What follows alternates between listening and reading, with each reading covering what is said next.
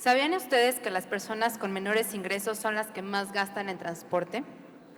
De acuerdo con la Encuesta Nacional de Ingresos y Gastos en el Hogar 2020, para la mayoría de las familias mexicanas que habitan en las zonas urbanas, el transporte es el segundo concepto de gasto familiar más grande, representando casi el 20% de los ingresos, cifra que duplica el gasto que se destina en vivienda y significa casi 6 veces más de lo gastado en salud. Lo más preocupante de esto es que las familias en situación de pobreza y por ende con menos ingresos gastan más en transporte público que las familias con mayores ingresos. Asimismo, de acuerdo con cifras del INEGI para 2020, en la Ciudad de México el 95% de las niñas y niños de 6 a 14 años de edad asistían a la escuela, lo cual es un porcentaje casi excelente. Lo malo del asunto es que dicho porcentaje se reduce a casi la mitad tratándose de personas jóvenes,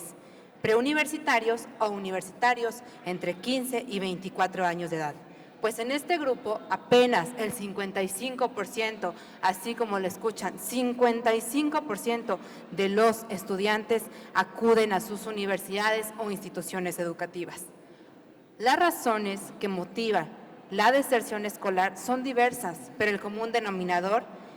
que origina que las y los jóvenes dejen de estudiar es la falta de condiciones económicas que nos permiten adquirir estas condiciones materiales que no son solicitados en las aulas, como alimentarnos correctamente, pagar ropa, desplazamientos, renta e ir hasta los planteles escolares e incluso transportarnos a otros espacios para cumplir con las actividades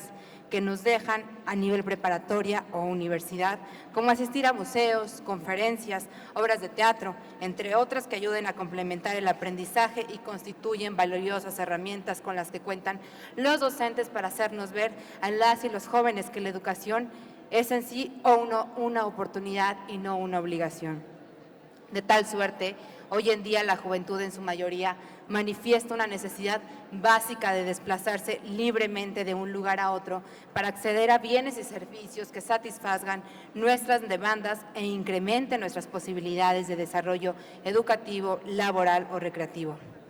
Es importante subrayar que si bien el derecho a la movilidad se encuentra estrechamente relacionado con otros derechos humanos, ya que contribuye de manera importante a la realización, la movilidad, este debe de ser configurado como un derecho autónomo, que requiere atención especial y que exige el cumplimiento de obligaciones ante su complejidad y el papel que juega en la vida de las personas en general, pero en particular en la vida de las y los jóvenes. Por otro lado, es importante recalcar que esta iniciativa trata de integrar en la ley un mandato constitucional en la Ciudad de México, toda vez que nuestra Carta Magna señala que el gobierno debe de garantizar la atención prioritaria para el pleno ejercicio de los derechos de las personas que debido a la desigualdad estructural enfrentan discriminación, exclusión, maltrato, abuso, violencia y mayores obstáculos para el pleno ejercicio de sus derechos y libertades fundamentales. De igual manera, debemos recordar que nuestra Constitución reconoce como grupo de atención prioritaria a las personas jóvenes, señalando que somos titulares de derechos y, en consecuencia, se nos deben de reconocer nuestras necesidades específicas para poder participar en la vida pública, en la planeación y el desarrollo de la ciudad. Es por eso que en la mayoría de las entidades federativas del país se contemplan ya tarifas preferenciales en el transporte público para las y los jóvenes estudiantes. Incluso hasta el año 2018, las y los estudiantes contaban con una tarjeta de transporte emitida por el sistema de transporte colectivo, mediante la cual se les otorgaba un precio preferencial para apoyarnos y garantizar nuestra movilidad. En ese sentido, es necesario recordar que la Ciudad de México ha sido un parteaguas histórico en la evolución progresiva para reconocer y proteger los derechos humanos, sirviendo de ejemplo para modificar ordenamientos jurídicos a nivel federal y en otros estados de la República, como lo han sido el reconocimiento a los derechos de las personas mayores o de las personas con alguna discapacidad. Pero lamentablemente le hemos quedado a deber al futuro y a las generaciones que representan la esperanza de esta ciudad, que somos las y los jóvenes.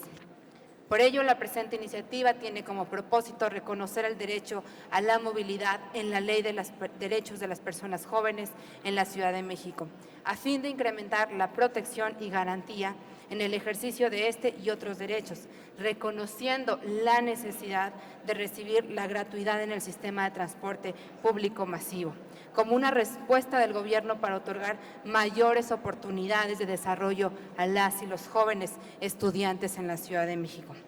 Y esto, señoras y señores, no es una ocurrencia, toda vez que en diversos países han adoptado ya esta disposición. Tal es el caso de España, Malta, Bélgica, Brasil, Canadá, Uruguay, Portugal, Luxemburgo o Estonia, entre otros países, elevando la gratuidad en el transporte público para estudiantes a un rango de ley.